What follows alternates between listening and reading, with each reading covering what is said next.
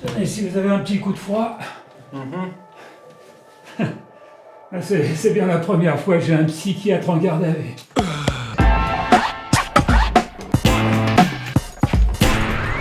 Dites-moi un peu, qu'est-ce que vous avez fait pour être là? Ça n'a pas l'air d'aller très fort, vous.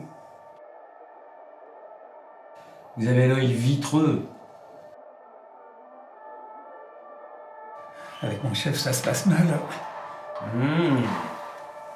J'ai d'ailleurs fait un rêve. J'étais au bord de l'étang, là où je pêche le dimanche. Ça mordait pas beaucoup ce jour-là. Ah, stade oral.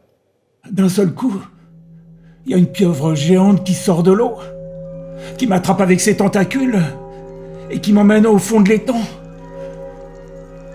Et là, je me rends compte que la pieuvre a la tête de ma femme. Parlez-moi un peu de votre mère. Ma mère était adjudante dans l'infanterie blindée. Et mon père était homme au foyer. C'était un brave type. Et puis un jour, il s'est électrocuté avec l'aspirateur. J'ai tout de suite eu la charge de mes 4 petites sœurs et des tâches ménagères. Mes sœurs sont toutes devenues militaires de carrière, mais moi j'ai pas pu. Je me suis fait recaler par ma mère, inapte, qu'elle a tamponné.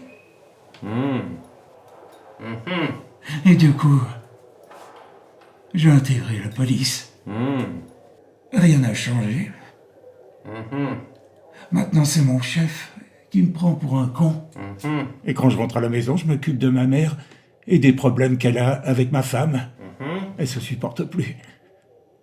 Surtout depuis que maman a ramené Hans à la maison. Un ancien parag qui a fait l'Afghanistan. C'est simple.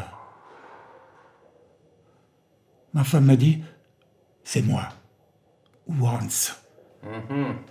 J'en ai parlé à maman. Maman en a parlé à Hans. Hans en a parlé à ma femme. Et ma femme ne me parle plus. Maman. Maman.